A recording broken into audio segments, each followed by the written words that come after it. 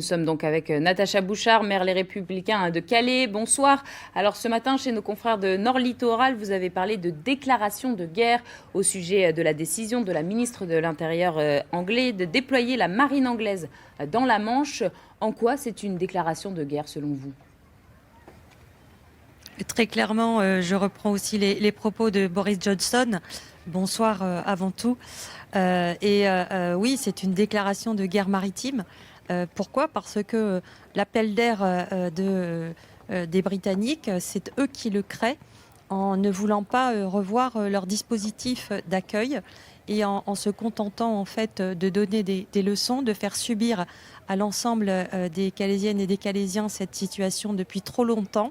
C'est un coup de communication dans le selon même vous ? temps, oui, c'est un bras de fer, comme ils ont l'habitude de le faire. Techniquement, je ne vois même pas comment ils peuvent réaliser cela. Et je pense que le gouvernement sera opposé. En tous les cas, nous, ici, nous y sommes hostiles.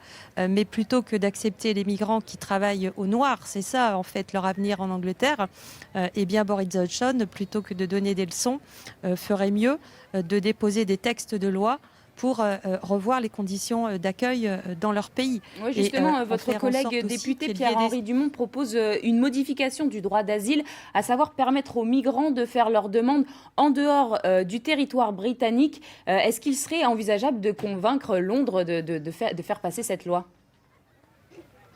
Non, c'est pas tellement judicieux parce que ce serait encore à nous à devoir faire l'ensemble de l'accueil, des dispositifs et de la mise en œuvre.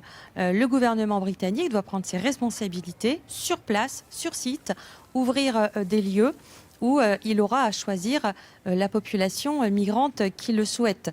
Et ce n'est pas à nous à continuer en permanence à devoir subir en fait économiquement en termes d'image et en termes, je dirais, d'accueil humanitaire, à subir en fait toutes ces leçons. Nous sommes à quelques jours, quelques mois du 31 décembre. L'Union européenne a décidé de sortir et par conséquent, moi je considère qu'il est temps de pouvoir aller jusqu'au bout du bras de fer avec ces membres du gouvernement. Natacha Bouchard, qu'est-ce que vous attendez aujourd'hui du ministre de l'Intérieur, Gérald Darmanin ? J'attends du ministre Gérald Darmanin qu'il ne lâche rien, qu'il ne négocie pas juste une enveloppe financière pour pouvoir en assurer juste la sécurité du côté de Calais, afin de rassurer les Britanniques.